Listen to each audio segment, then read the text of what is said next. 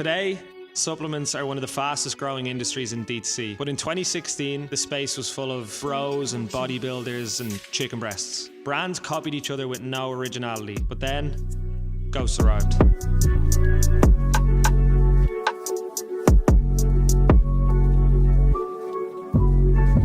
Dan Lorenko and Ryan Hughes had plans well beyond the walls of any gym. They were both leading fitness-driven lifestyles, but were frustrated by the cultures around it. Their promise was to create a sports supplement brand for everyone, not just the hardcore bodybuilding bros. This scrappy startup smashed it, with a $1.6 billion exit just 8 years later. The best part? They bootstrapped it. They knew that the vast majority of people chasing active nutrition weren't all these jacked up bodybuilders. And while they were sure this huge audience existed, there was a problem. The industry and its products were kind of intimidating. A shake-up call was needed, and Ghost answered with a clear message. We're going to be influenced by everything but the industry we're entering. They decided to build a brand that sells sports nutrition as opposed to building a sports nutrition brand. Their playbook was made up of 3 pillars: community-driven growth, a genius licensing strategy, and product diversification.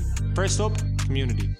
Ghost go beyond taking a famous name and instead take their vision and turn it into a product. Think New Balance and Action Bronson. Their approach to creator-led product ranges builds brand credentials with every new edition. Think Christian Guzman's Blue Lime or Max Tuning's Straw Bango Margarita. They collaborate with fitness fanatics, pro athletes, DJs, YouTubers, even gamers. In 2022, Ghost partnered with FaZe Clan to launch FaZe Berry pre-workout because, like fitness fans, gamers want optimized performance, and both communities are defined by tribal identities. But as we'll see, it's their licensing strategy that made Ghost the first supplement brand to win at culture.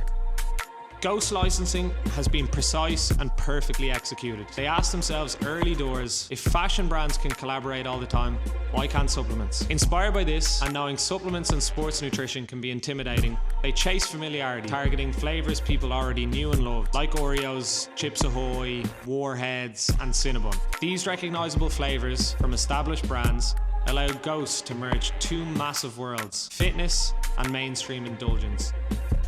Finally, we have their product strategy. By 2020, Ghost had disrupted the supplement space, but in order to grow exponentially, they needed to diversify their product range. Dan and Ryan used third-party basket data to uncover their next move. They found that energy drinks were the most purchased item alongside Ghost products. So it was a no-brainer to move in and apply the same fundamentals. No bullshit flavors and impactful collaborations. Launching in 2020 in partnership with Anheuser-Busch, Ghost Energy released a Sour Patch Kids flavor. More followed, like in 2022 with Swedish Fish. And in 2023 alone, Ghost Energy's revenue had clocked up $600 million in retail sales. How?